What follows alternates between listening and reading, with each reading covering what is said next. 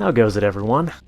So I've been wanting to do some more Killing Floor 2 content for a while because it is really one of my favorite games, just oh so much fun and with a surprising amount of depth. So I figured what might be cool is if I did a few videos detailing some sort of uncommon fun builds using off-perk weapons that you don't really see all that often. I was going to give these cute nicknames, but ultimately decided just to give them boring, to-the-point nicknames. Now, I'm not claiming I'm the best player in the world, nor that I was the first person to come up with these, but they're ones that have worked for me, so let's hop in and take a look. Hope you enjoy this one. Alright, so the first one we're going to take a look at is the very creatively named AK Support. Essentially, you are playing the support class and throwing on an AK. It works pretty well. This is pretty much what I roll as every time I play support, and what makes it so effective is that it really eliminates the support's biggest weakness, which is ammo capacity. Basically, you're running with the AA-12, the AK-12, and then the double-barrel boomstick. What this means is that for the majority of the round, you can sort of run around and pretend you're a commando. The thing is, the damage bonus isn't really all that important because all of the trash Zeds are pretty much going to die to one headshot anyway. And if you're short on funds, you can sub in either the bullpup or the AR-15.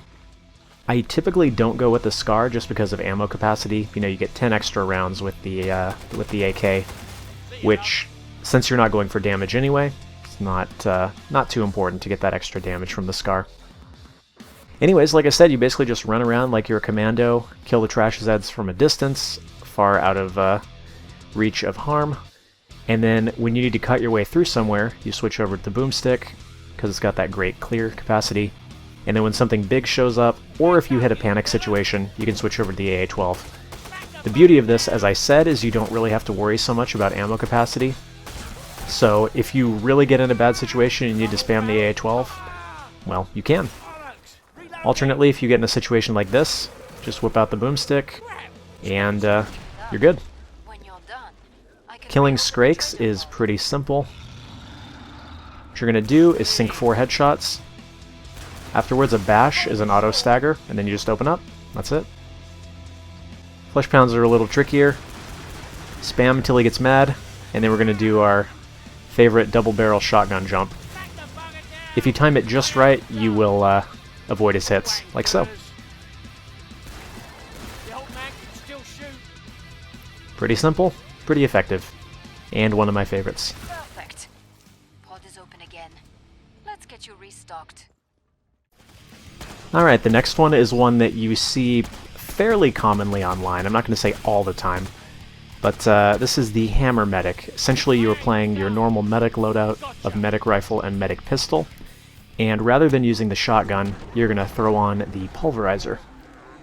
Now, this is very useful if your team doesn't have a berserker, because medic and berserker are the two tankiest classes.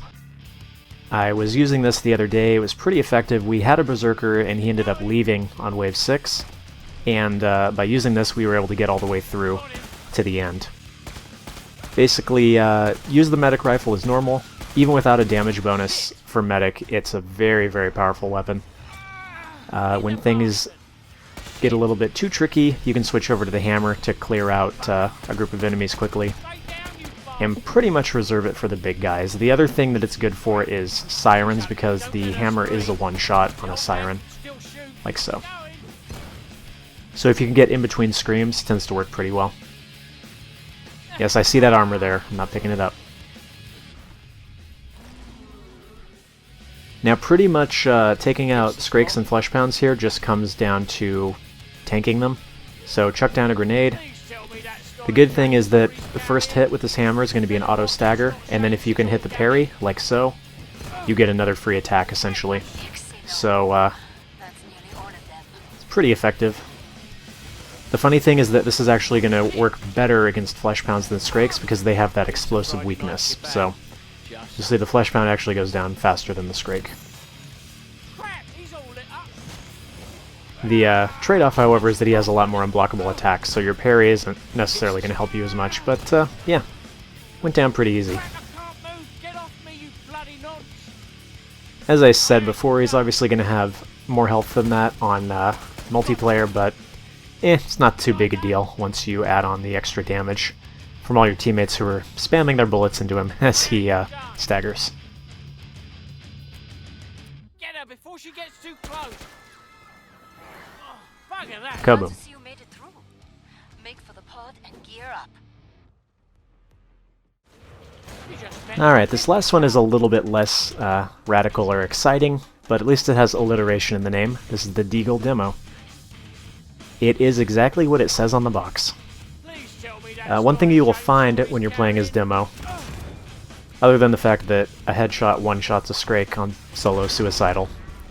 Not so with multiplayer, however, you will get the knockdown, which is pretty good.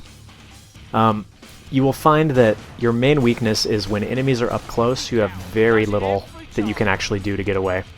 So what I decided to try with the latest update, added the Gunslinger, is throw on a Desert Eagle. Turns out it works wonders. As with the AK, a headshot is pretty much going to one-shot most things.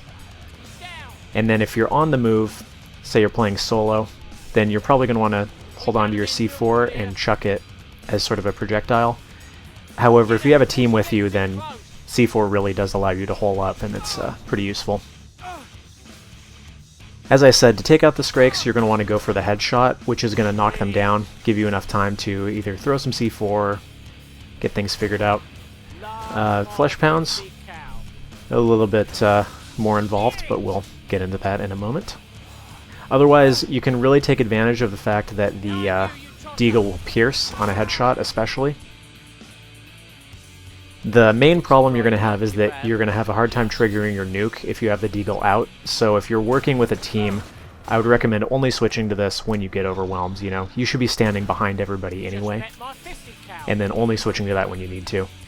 If you're solo, you can try chucking down a dynamite to get the Z time to trigger, but you know, sometimes it works, sometimes it doesn't. Otherwise, here's the most effective way I've found to deal with Flesh Pounds as the demo. So I can open the tray. And this works on single and multiplayer.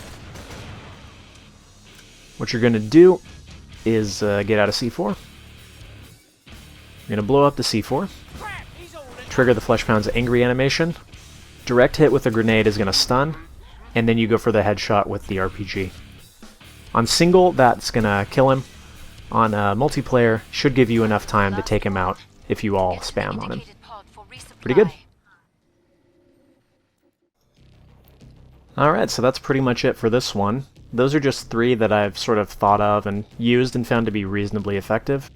Again, not claiming that I'm the best player, I don't really keep up with the meta and stuff like that, but those have worked for me, gotten me through Hell on Earth for the most part, so good. I would be very interested to hear some suggestions from you all that you have tried and found to be pretty effective, so by all means post those down there. And I'll try and come up with some more on my own and with my group and see if I can't put out another one of these. So hopefully you guys have enjoyed this one, and I'll see you next time. Thanks for watching.